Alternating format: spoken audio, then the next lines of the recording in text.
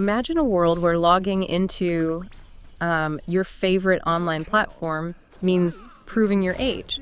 Not just, typing in a birth date, but maybe needing an ID or a credit card, perhaps even a selfie. Yeah, and that's pretty much the reality YouTube seems to be pushing towards, starting August 13th, 2025. Right. And for anyone really invested in the digital space, maybe you're a creator or you watch a lot of stuff or you're just curious about online privacy, this new policy from YouTube, well, it's shaking things up quite a bit. Significantly, yeah.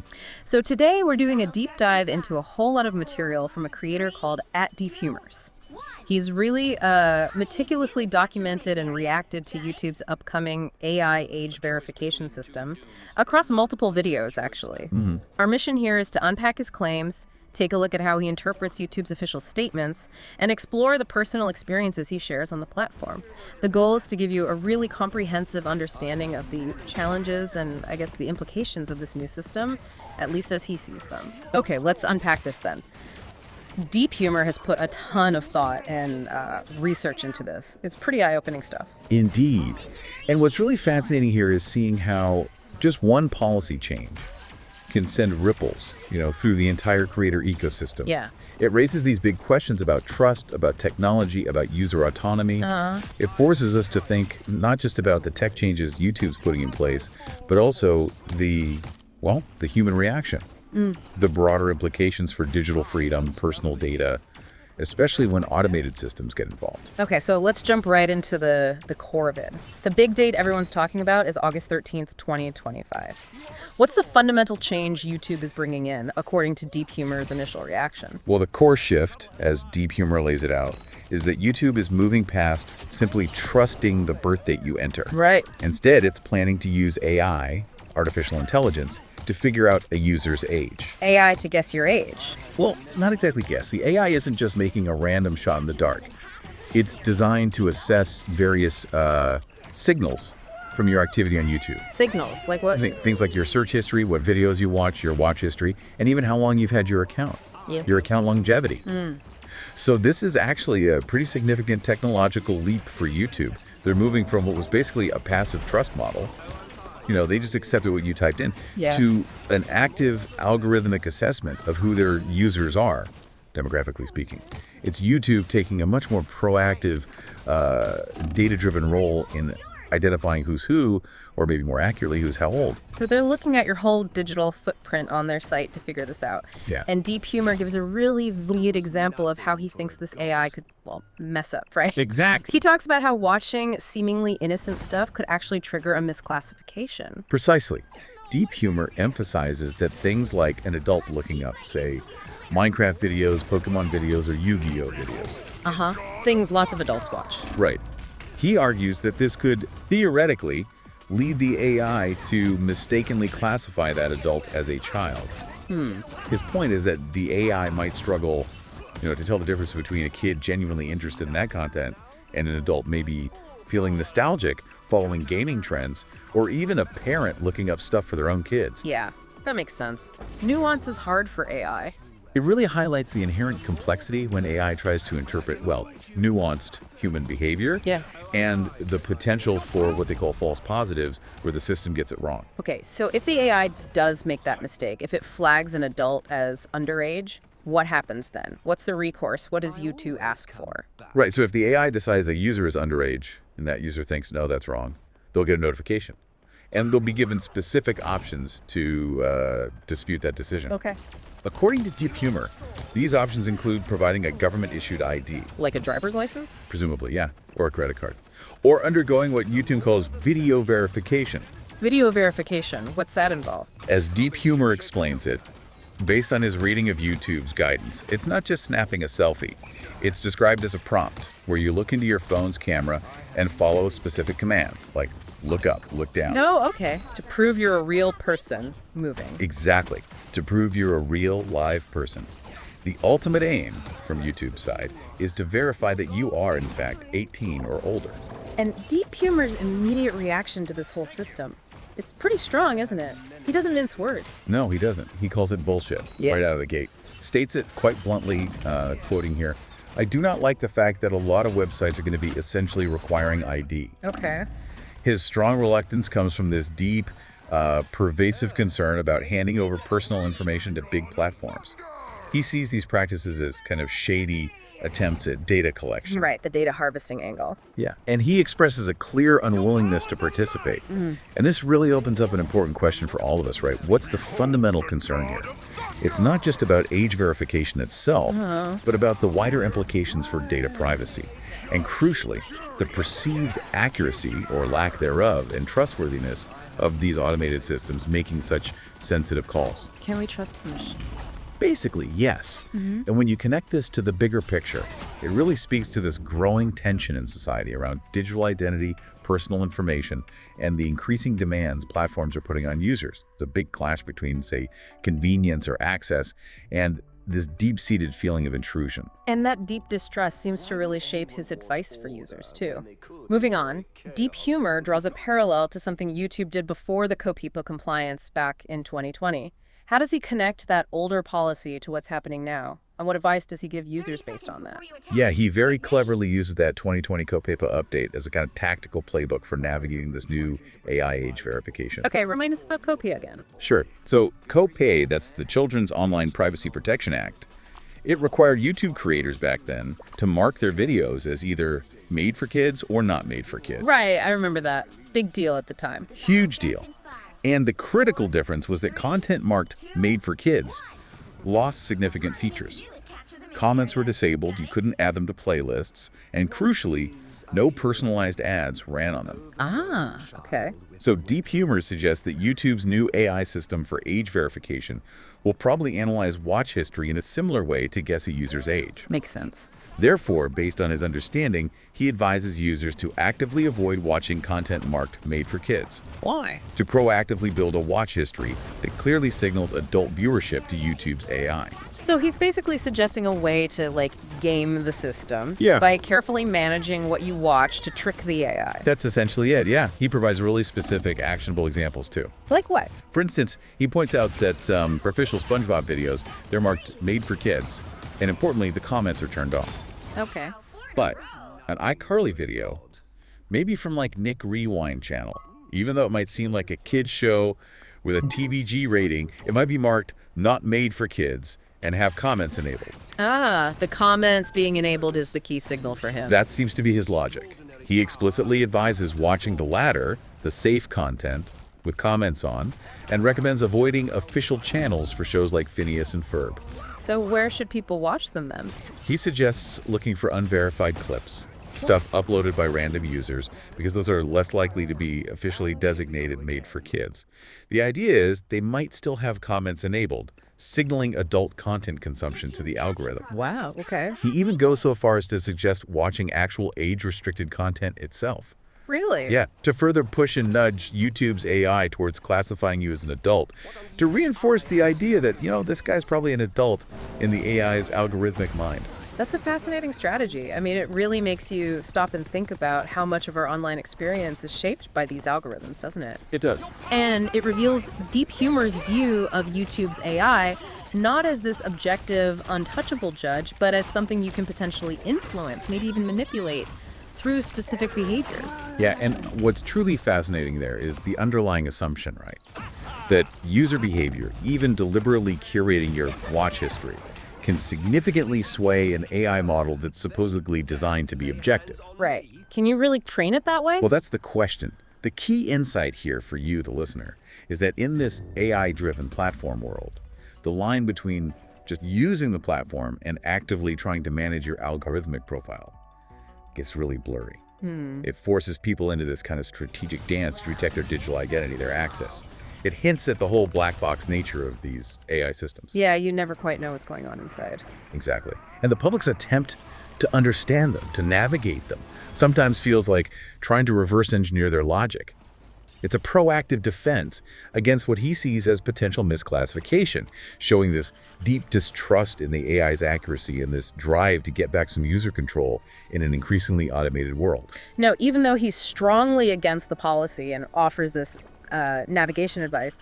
DeepHumor also warns people against certain other ways of bypassing the system, right? The riskier methods. He does, yeah. He takes a moment to caution against these alternative, much riskier methods people are apparently discussing online to get around the ID verification. What kind of things? Things like using images from super realistic video games, he mentions Death Stranding, to create fake selfies for the verification process. Oh. Or even using AI itself to generate completely fake ID images. Okay, that sounds illegal. He issues a very firm, unambiguous warning against doing this.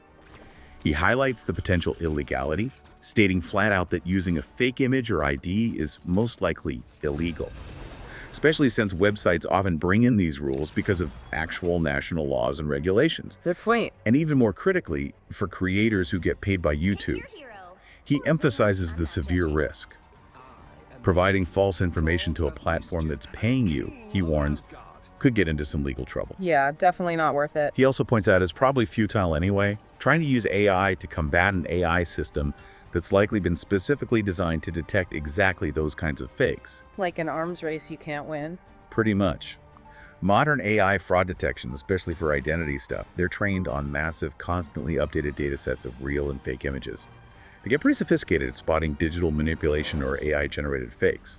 Platforms usually have the upper hand there.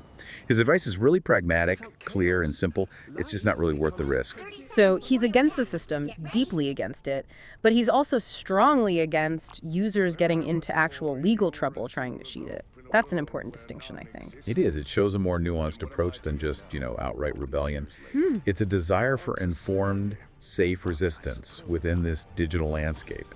He prioritizes user safety, even while strongly objecting to the platform's policies. Okay, let's move beyond the initial announcement shock. DeepHumor talks about how YouTube first presented these changes.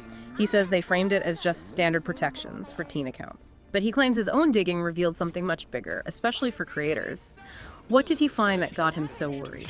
Yeah, he basically found this huge gap between how YouTube was publicly talking about it and what the actual practical impact looked like. How so? YouTube's initial public announcements, DeepHumor, cites their official blog listed restrictions, like personalized ads being turned off for teens, default digital well-being tools kicking in, like take a break reminders, and fewer recommendations for potentially problematic content.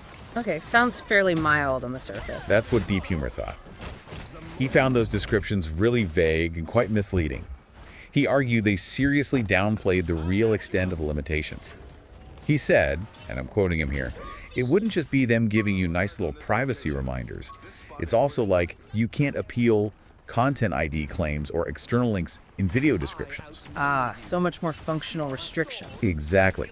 It suggests, in his view, a perceived attempt by YouTube to kind of soften the blow of a much more impactful policy by framing it in this benign way, while a closer look reveals potentially massive functional losses for some users. So how did he dig deeper? How did he uncover these hidden restrictions as he sees them? What was his method? He meticulously walked his viewers through how to access a specific section in YouTube Studio called Feature Eligibility. Okay, how do you find that? For anyone wondering, you click your account icon, then go to YouTube Studio, then navigate Settings, Channel, Feature Eligibility. And what he discovered there is that this section categorizes channel features into 3 tiers: Standard, Intermediate, and Advanced. And he focused on the advanced tier. Heavily. Because those advanced features explicitly require either video verification, a valid ID, or significant channel history to unlock. And that's where he found this really extensive list of functions that creators could potentially lose if they get misclassified as underage and refuse to provide that ID verification. Okay, so what is on that extensive list? What are creators genuinely at risk of losing that makes it, as he says, so detrimental? The list he uncovered is, it's extensive, and it hits right at the core of a creator's ability to operate and make money on YouTube. Like what specifically? Okay, first off, he stresses the inability to appeal content ID claims. That's YouTube's automated system for finding copyrighted stuff. Right. Without the ability to appeal, if someone wrongly claims your video, you can't dispute it. You could lose all the ad revenue from that video. Wow, okay. That's big. Huge. Then, external links in video descriptions would be disabled. That's critical for sending viewers to merch stores, social media, other platforms. Essential for many creators. Absolutely. Also, the ability to embed live streams would be restricted, limiting how live content reaches wider audiences off YouTube. Creators would also lose the ability to create daily live streams and create daily shorts. Those are vital for consistent output, engaging with trends, especially with shorts being so popular now. Right, consistency is key. Yeah. He also highlighted losing the ability to test and compare thumbnails. That's a crucial A/B testing tool, Optimizing which thumbnail gets more clicks, which directly impacts views.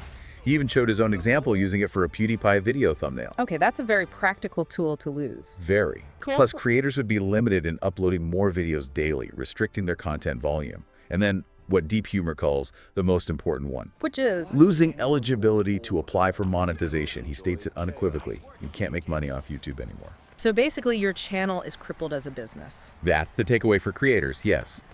What YouTube presents as optional age verification becomes effectively a mandate if you're serious about monetizing or even just using the platform's full toolkit. Losing these advanced features isn't a small thing. It fundamentally changes whether a YouTube career is even viable. It shifts optional to mean choosing between full functionality and severe limitation. So what DeepHumor is really saying is, while YouTube might frame this as a choice for anyone serious about creating content on the platform, it pretty much becomes mandatory if you happen to get miscategorized by the AI. Exactly. He paints a pretty bleak picture for creators if that happens, a real doom and gloom scenario. He absolutely does. His summary is stark. If YouTube falsely marks a creator as underage and they refuse to provide ID, they are, in his words, pretty much screwed if they want to succeed or make money on the platform. But their channel isn't deleted, right? He makes that distinction. Right. He clarifies they won't be outright banned, unlike Spotify's policy, which he references. But the restrictions are so severe, he calls them detrimental. Okay. So it means for a casual viewer, someone who just watches videos now and then, maybe the choice is truly optional. But for anyone trying to build a career, maintain an audience, or even just use the platform's full capabilities for growth, the option not to verify becomes a forced handicap. It makes verification a functional requirement. It really changes the game. It transforms YouTube, in his view, from this open creative space into something more gatekept, with serious implications for creator autonomy and whether they can actually earn a living there. Now, one of DeepHumor's most striking claims isn't just about losing features, it's that being marked as underage could actually make certain videos disappear entirely, like invisible. How does he demonstrate that? Yeah, this is where his investigation gets particularly alarming for him, because it points to a potentially massive shift in just basic content accessibility. How did he test it? He found a way to sort of simulate this under 18 experience by simply turning on restricted mode in YouTube's settings. Okay, that's a standard feature, right? It is. And he suggests that this mode would likely mirror what an account flagged as underage might see. So he did a live demonstration for his audience. What did it show? He shows his normal YouTube homepage first, then he flips on restricted mode, refreshes the page, and the results, as he presented them, were pretty stark. Like? A PewDiePie video, one that wasn't even age restricted, but maybe just deemed inappropriate for kids, or perhaps it was a sponsored video, just disappeared completely. Gone. Not just blocked, but vanished. Vanished. Not just from his homepage feed, it was gone even when he looked directly at PewDiePie's channel page while in restricted mode. Wow. Okay, that is different from just getting a warning. Exactly. This distinction is critical for his argument. He then goes on to show that the vast majority of his own recent videos were hidden from view. He said only 2 out of maybe 7 or 8 of his own videos were still visible. Just 2. Yeah. And his gaming channel, similarly, had lots of videos hidden, even ones that only contained, say, mild swearing, which he noted was also present in other videos that did remain visible. Seems inconsistent. That's what he found. He describes this discovery as extremely interesting, also some horseshit, and actually crazy. He expresses genuine surprise that, as he claims, nobody else has pointed this out. So what's his conclusion from that? He argues it means that potentially more than half the website will be invisible to users categorized as underage. And this raises that crucial question, is content just age restricted, meaning you get a warning? Or is it fundamentally hidden, meaning you don't even know it exists? That's a huge difference. Huge. Because if content just disappears, it kills discoverability, it kills viewership, it basically acts as a form of algorithmic censorship for certain groups. If you connect this to the bigger picture, it implies a massive shift in content accessibility, where huge chunks of YouTube could become functionally unavailable to younger or misclassified users. This kind of algorithmic gatekeeping has profound implications. So it's not just about flagging content, it's about potentially erasing its very presence for a whole segment of the audience. That's a much bigger hammer than just a warning label. What does DeepHumor say are the implications of this for viewers and creators?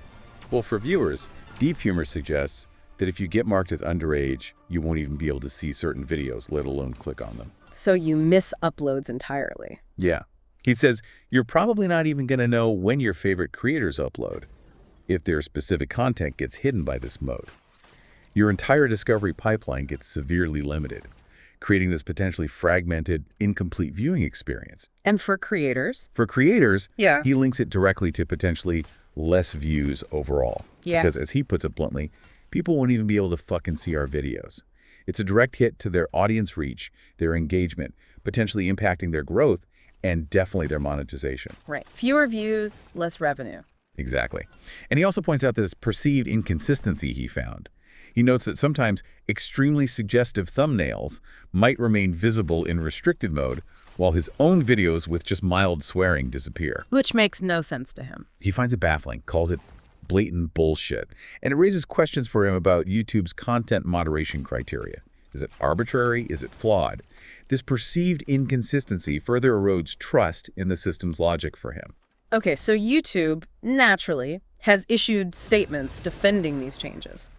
How does DeepHumor tackle their arguments? Let's go point by point, starting with the AI's supposed nuance. Right. DeepHumor is highly skeptical and takes their defenses apart quite methodically in his videos. So YouTube's first defense is that the AI model is nuanced. It doesn't just isolate one type of content. What's their exact claim there? They had a Google employee named Rob who cited saying things like, Pokemon, Minecraft, anime, and Roblox are for everyone. Our age estimation model does not look at one form of content in isolation. The model assesses many different signals, including YouTube activity and longevity across a user's account. That's the official line. And DeepHumor's rebuttal. He expresses immediate doubt. He says something like, I would believe you if you were the one doing the judging, implying a human might get it right, but an AI won't. Okay. And then he points to what he sees as YouTube's track record of AI failures as proof of its inaccuracy. What examples does he use? He cites the platform being littered with more comment bots than ever before, arguing their AI isn't even good at that. He brings up the false banning of that YouTuber Bang Snap for knocking over a microphone, flagged for child safety. Which seems unrelated. Totally unrelated, in his view. And he brings up his own past permanent ban, which YouTube attributed to hacking Kajak, but he claims was really because he was criticizing YouTube at the time. So his core argument is? His core argument is, if YouTube's AI makes such glaring mistakes on basic content moderation and appeal processes, how can we possibly trust it to accurately determine the age of all users across the platform, especially when the stakes, losing features, monetization, visibility, are so high? Right. The trust just isn't there for him. Exactly. It raises that critical question about real-world AI reliability in sensitive areas. Can we trust it, given this perceived history of errors? His personal stories act as this powerful counter-narrative to YouTube's claims of better, more reliable tech. It puts the burden back on YouTube to really prove their systems are as robust and fair as they say. The tension is between the theory of AI and its often messy, sometimes flawed, practical application. Okay, YouTube's second defense. ID is not required for all users. What exactly is YouTube saying there, and how does DeepHumor push back on that? YouTube's official claim, again via Rob, is pretty direct. No one is required to provide their ID to use YouTube. Seems clear enough. Well, they clarify. If their AI thinks you're under 18, you get notified, and then you have the option to verify your age using a government ID, selfie, or credit card. They also explicitly state that users can choose not to submit ID and continue to use YouTube with standard protections applied to teen accounts. Okay, so you can refuse. DeepHumor acknowledges that, yes, this is true in a literal sense. On paper, it's optional, but, he argues, you're essentially required if you want to use most of the features, or certainly if you want to make money as a creator. Because of all those advanced features we talked about. Exactly. He reiterates that whole list of advanced features you lose if you don't verify after being flagged. So he firmly believes that for any serious creator, it effectively becomes mandatory. So optional for the casual browser, maybe, but a practical requirement for anyone invested in creating or earning. It's a distinction with a massive difference in reality. Absolutely. And this highlights a really common tension, doesn't it? Between a platform's broadly stated policy and how it actually impacts different groups of users in very different ways. Yeah.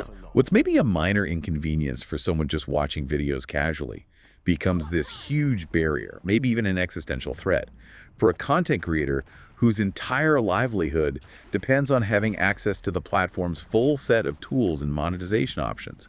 It basically creates a tiered system where full participation is locked behind a potentially intrusive verification step. Okay, YouTube also claims that how long you've had your account longevity is a factor in their age assessment. How does DeepHumor respond to that one? Does he buy it? Not really. YouTube's claim is simple. Longevity of the account is one of the various factors taken into account. Seems reasonable. Older account, likely older person. You'd think so. Yeah. But DeepHumor disputes this based on a specific anecdotal case he shares from his own experience. Oh, the story. He talks about his channel moderator. This person apparently had a 15-year-old YouTube account. That's a really long time in internet years. Definitely. But they still got hit with a demand to provide ID just to be able to live stream.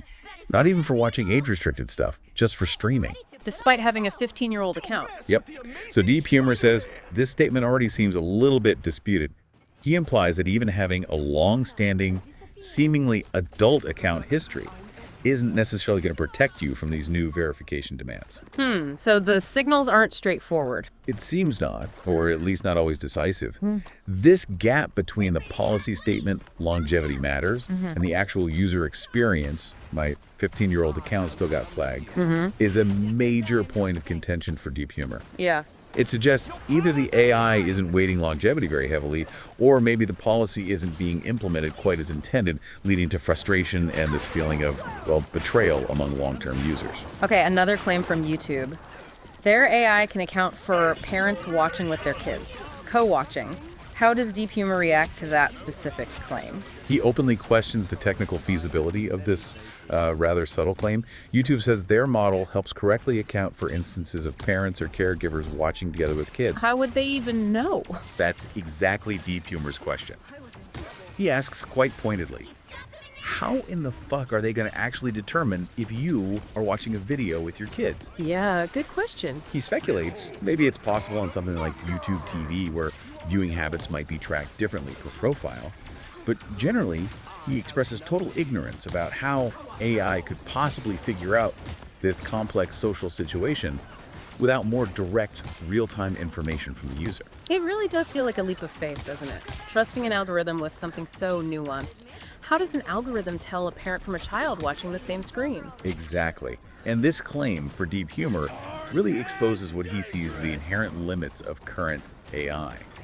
Can it accurately interpret these complex, real-world social dynamics when its only inputs are digital traces like watch history? Probably not reliably. It seems unlikely without explicit direct inputs like maybe multiple user profiles logged in at once, or maybe some kind of sophisticated facial recognition, which would obviously raise even bigger privacy alarms. Oh, definitely. So DeepHumor feels this specific claim of a co-watching stretches the bounds of what users think AI can realistically do right now. And that just fuels more skepticism about the whole system's accuracy and its ability to handle these delicate social contexts. YouTube also tries to reassure people that teen viewers will still see most content, everything except specifically age-restricted videos. Does DeepHumor find that convincing, especially after his restricted mode test? Not entirely, no. And this is a key point of disagreement for him. YouTube's official line is, teen viewers will still be able to watch all content on YouTube and your channel except age-restricted content. Which sounds okay, if true. Right. DeepHumor even says this is good news if it's actually true.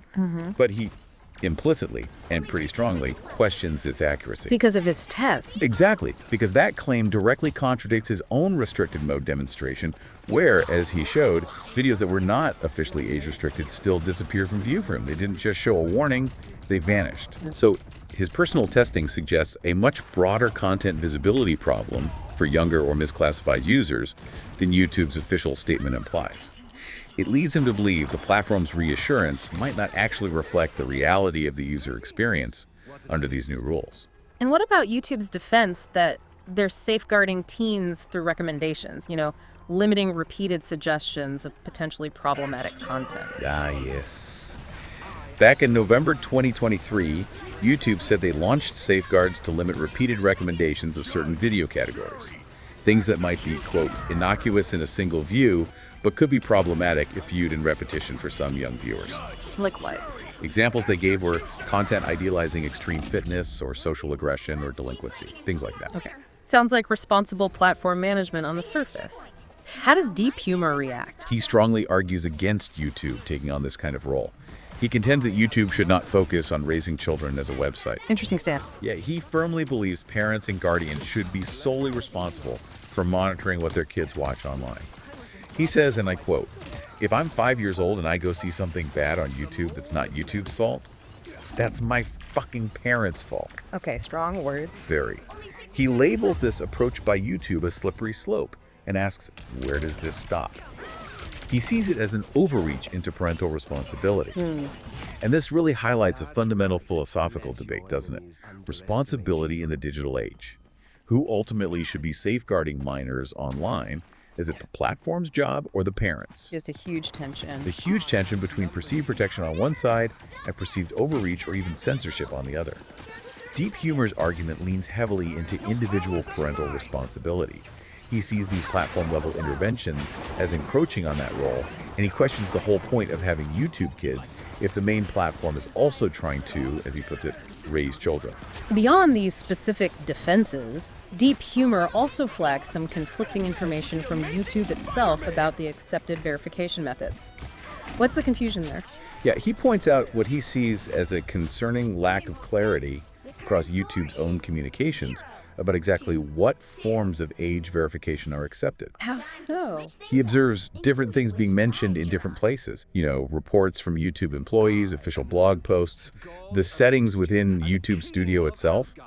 They don't all seem to line up perfectly. What are the differences? Some sources mention government ID, selfie, or credit card. But then YouTube Studio apparently lists valid ID or video verification, which, as we discussed, seems different from just a selfie, involving looking up and down for the camera. Right, the moving verification. Exactly. So DeepHumor emphasizes this lack of precision. Like, does a credit card really count as a valid ID in the studio sense? What's the exact difference between a selfie and video verification in practice? He says quite emphatically, if you guys are going to be asking us to give personal information, I want us to be exactly clear on what information you actually need from us. That seems fair. Clarity is important when asking for sensitive data. Absolutely. And this ambiguity itself becomes a major source of user concern and distrust, especially when you're talking about handing over government IDs or financial information. And what about YouTube's claims on what happens to that data after verification? DeepHumor seems particularly skeptical about their wording there, too. He is. YouTube claims, quote, YouTube does not retain data from their ID or payment card for the purposes of advertising. Okay, for the purposes of advertising. Exactly. That phrase catches DeepHumor's attention immediately. For video verification, YouTube says, after you establish enough channel history, then we will automatically delete your verification video that you sent. How does DeepHumor react to the for advertising part? He nitpicks it quite pointedly. He asks, shouldn't you not be retaining the ID at all, like not for any purpose at all? Good question. He points out that this specific phrasing, for the purposes of advertising, technically allows YouTube to retain the data for other purposes. And that he finds deeply concerning when it comes to personal information. Right. What other purposes? Exactly. He expresses this general distrust, saying, we just have to take their word for it. We don't know for sure. It highlights the opacity around data handling policies and how much users have to rely purely on platform assurances. It really raises an important question for all of us, doesn't it? That precise wording around data retention is critical. For the purposes of advertising might be legally precise, maybe even compliant with certain laws. But it leaves these big questions open for users. What other potential uses are there?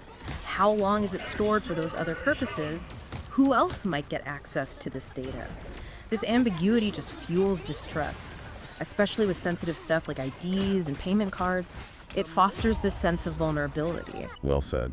Now, YouTube also mentioned some additional protections specifically for creators marked under 18. What were those, and what's the general timeline for this whole rollout? Okay, so the YouTube creators page apparently stated that for creators marked under 18, their uploads would be set to private by default. Private by default. Yeah.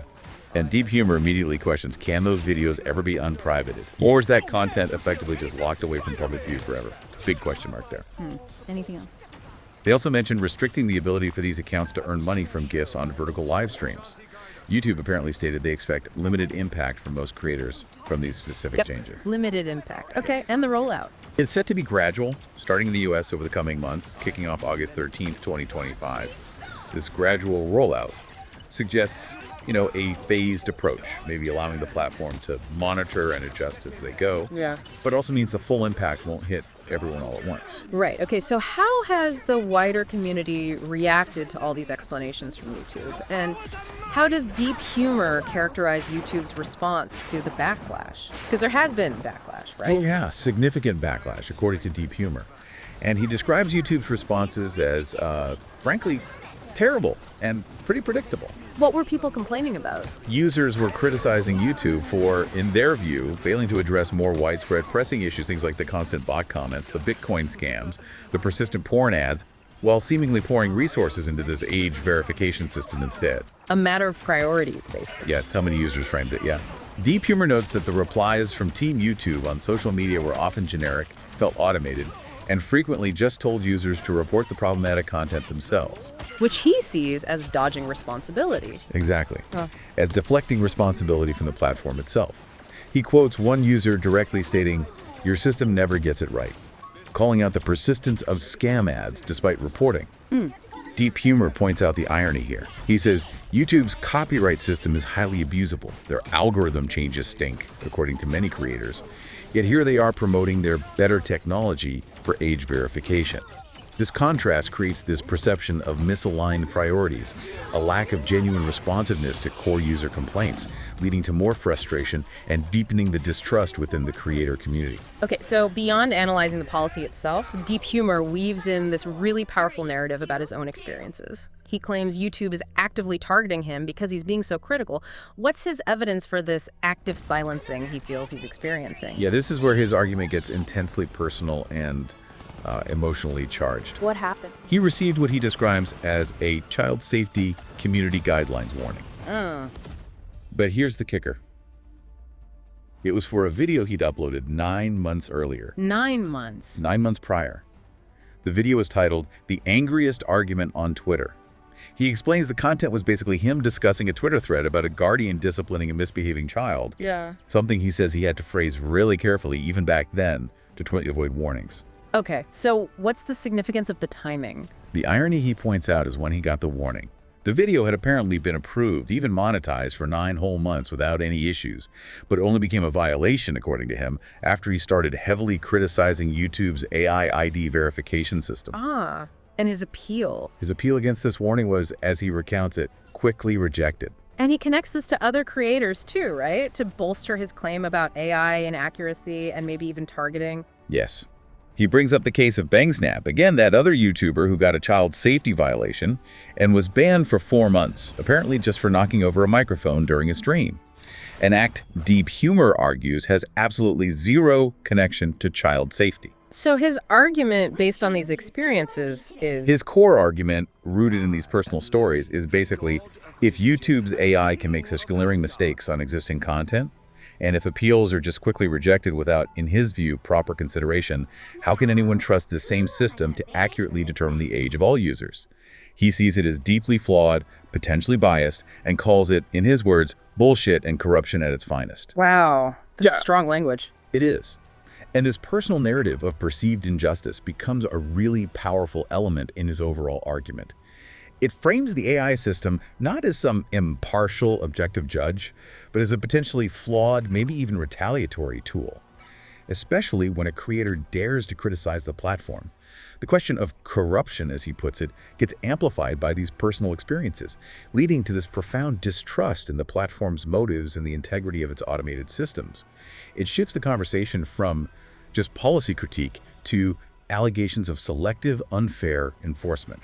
And he also makes several claims about his channel being actively suppressed, maybe even shadow banned. What are the specific things he's observed that make him believe he's being deliberately targeted? Right. He lays out a few observations. He reports seeing what he describes as hundreds, if not thousands, of comments from his viewers claiming they've been automatically unsubscribed from his channel. The unsubscribe bug. He acknowledges that automatic unsubscribing has been a known technical glitch on YouTube in the past. But he insists, and I quote, "I've never seen it to this level, especially on such an ironic situation." He implies the sheer scale and the timing right when he's criticizing the ID system suggests something more than just a random bug. He even provides screenshots of recent comments as his proof. Okay, what else? Furthermore, he observes his videos are slowly getting less and less views and don't seem to be getting pushed into recommendations as much as they used to. This leads him to believe YouTube is actively silencing him or shadow banning his content. Shadow banning meaning reducing visibility without telling him. Exactly. A perceived reduction in reach and visibility without any official notification or explanation from YouTube. He references a previous video that apparently did really well initially, but then suddenly got completely stifled and never pushed into recommendations ever again, right after he criticized YouTube about profiting from piracy, in his view. Any other signs? He mentions one commenter reported seeing a message on his channel like, "This channel is under review, and some content may not be able to be watched." DeepHumor interprets this as YouTube basically telling everybody, hey, we're fucking cracking down on this dude. That's concerning if true. And this isn't the first time he's had major issues with YouTube, is it? He talks about a previous ban. That's correct. He recounts a past incident back in 2022 where YouTube permanently banned his channel entirely. Permanently? Yeah. They apparently claimed a hacker had uploaded videos to his account which violated policies. But he says when he investigated, he discovered the videos that triggered the ban weren't from a hacker at all. They were his own videos criticizing YouTube. Seriously? That's his claim. He calls the whole thing a crazy coincidence, framing it as part of a consistent pattern of the platform retaliating against his critical commentary. This history cements his belief that he's being actively targeted now for his outspoken views on the age verification policy. So, for DeepHumor, this isn't just about a new policy anymore. It feels, to him, like he's in a direct fight with the platform itself, facing active suppression just for speaking out. It's a pretty compelling narrative of defiance against a perceived giant. Exactly. It really shifts the story from a policy debate to this deeply personal struggle. A struggle for freedom of speech, for platform integrity, especially for creators whose livelihoods are so tied to YouTube.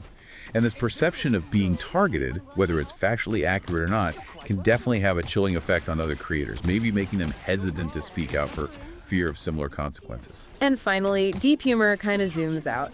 He connects YouTube's ID verification to a much larger, more dystopian view of where the internet is heading.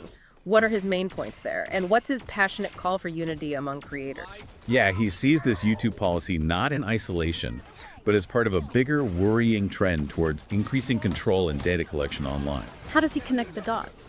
He links it to things like the UK Online Safety Act, which he claims is being misused for blocking, restricting censored content that wasn't what the act was for. He points to Spotify's new ID requirements, which he says could lead to accounts being deleted if users don't comply with age verification. He even mentions YouTube apparently being totally banned in Australia for people under 16. So, a global trend, in his view. A global trend towards what he calls straight-up censorship, a restriction of freedom, and a dangerous move towards a dystopian place on the internet where everybody has our information. His core belief, stated very clearly, is this is not about online safety. This is about collecting as much information from you. And he also pushes back against supporters of these measures, right? Framing it as a false choice and emphasizing parental responsibility again. Yes. He explicitly criticizes that UK official, Peter Kyle, for implying that opposing ID verification means you're somehow on the side of predators. DeepHumor counters this by highlighting an argument that Kyle himself voted against an inquiry into grooming gangs, suggesting hypocrisy and perhaps ulterior motives behind the push for ID checks. And he circles back strongly to parental responsibility. He argues passionately that parents, not websites, should be primarily in charge of monitoring kids' internet access. Yes, again, why is there no mention of parents or guardians being able to parent their children? And questions the point of YouTube Kids if the main platform is also trying to raise children.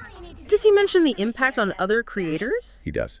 He notes that even longtime creators who make content often seen as kids catered, like Ant Venom, who does Minecraft videos, are now apparently afraid for their livelihoods because of these changes. It shows the impact goes beyond just creators of explicitly adult content. So he's making this impassioned plea to the wider YouTube community, seeing this as a critical moment. Absolutely.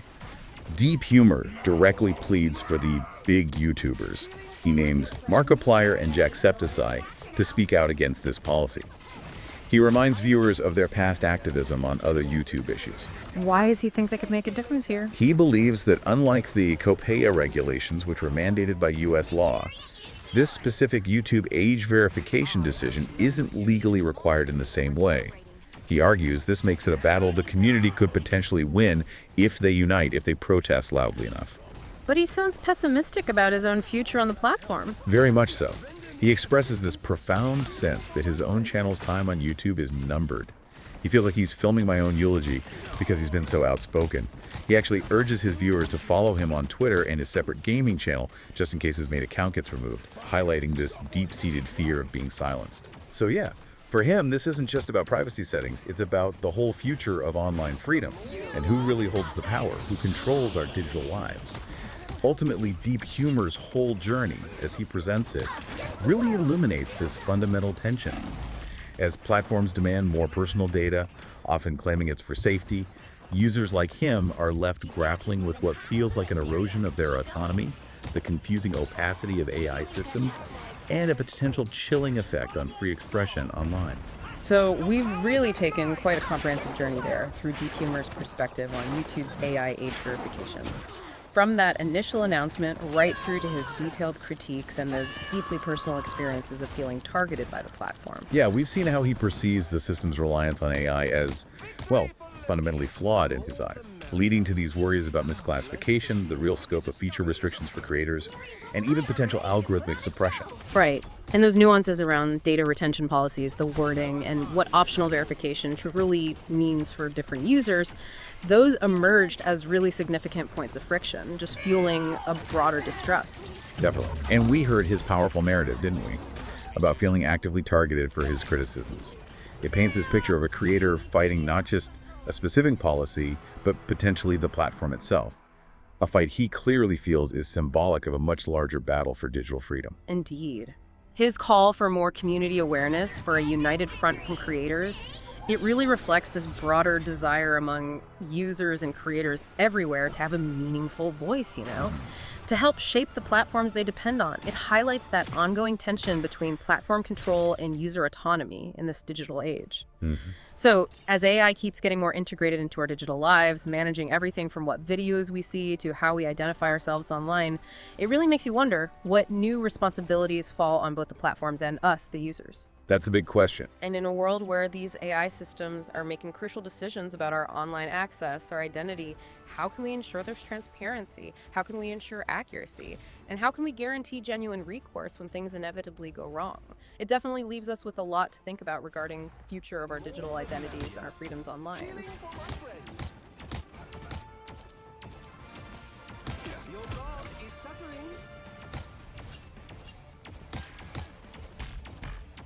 I am a true team player.